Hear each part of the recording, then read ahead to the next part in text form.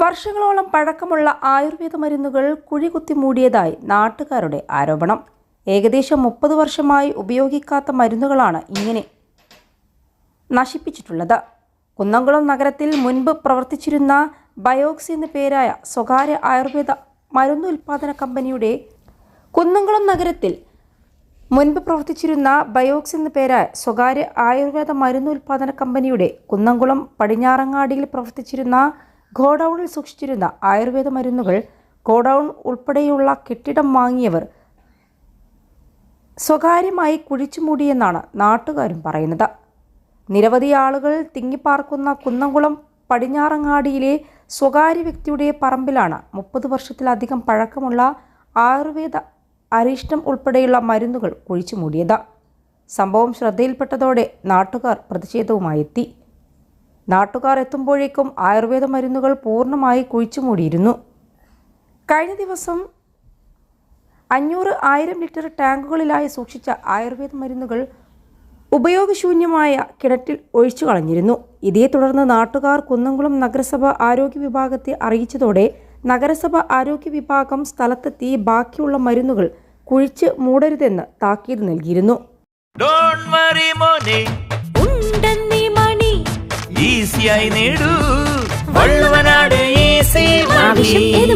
പണം ഞങ്ങൾ തരും. പരിസരത്തെ കിണറുകളിലേക്ക് മരുന്ന് വ്യാപിക്കുമെന്ന നാട്ടുകാരുടെ പരാതിയെ തുടർന്ന് ആയുർവേദ മരുന്നുകൾ ഒഴുക്കിയ കിണർ നഗരസഭ ആരോഗ്യ വിഭാഗം വറ്റിച്ചിരുന്നു.